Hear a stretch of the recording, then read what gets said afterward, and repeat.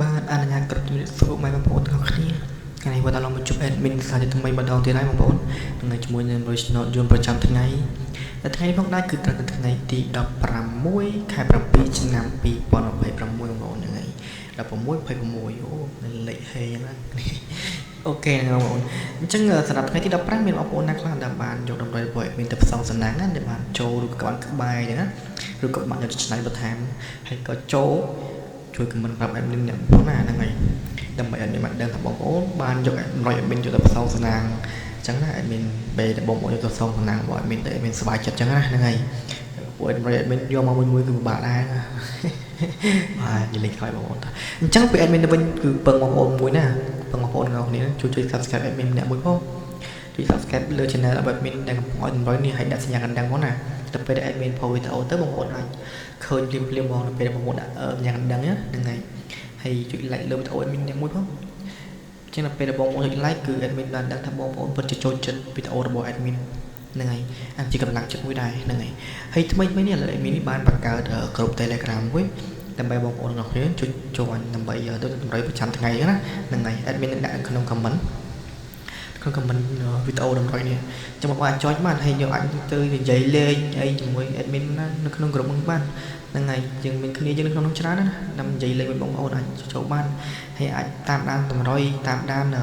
សេរីគ្រប់ម៉ោងបាន admin នឹងលាក់ចូលក្នុងក្រុមហ្នឹងតែមួយអញ្ចឹងណាស្រួលបងប្អូនមិនចឹងតាមដានណាឆ្ងាយចូលទៅក្រុមហ្នឹងមានជា set ឲ្យបងប្អូនតែម្ដងហ្នឹងហើយ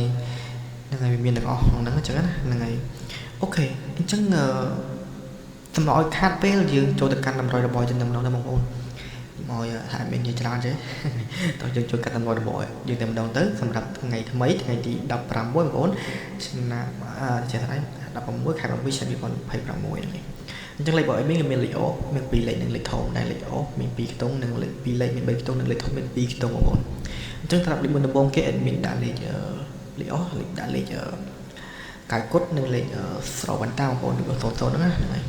ចាំបងទៅសងសម្រាប់បានសម្រាប់លេខ O 2ខ្ទង់នេះហ្នឹងហើយសម្រាប់2លេខយើងមាន3ខ្ទង់ admin ដាក់លេខនេះ admin ដាក់លេខ85 49និង62បងប្អូនអាចយកសងសម្រាប់បានហ្នឹងហើយ3ខ្ទង់នេះយកសងសម្រាប់បានអាចពិចារណាអាចយកសងសម្រាប់បានអាចឆ្នៃបន្ថែមបានតាមបងប្អូនហ្នឹងហើយចឹងដល់លេខចុងក្រោយរបស់ admin គឺលេខ022និង777 977អធិស្ឋានហ្នឹងហើយចឹងបងប្អូនអាចយកសងសម្រាប់បានសម្រាប់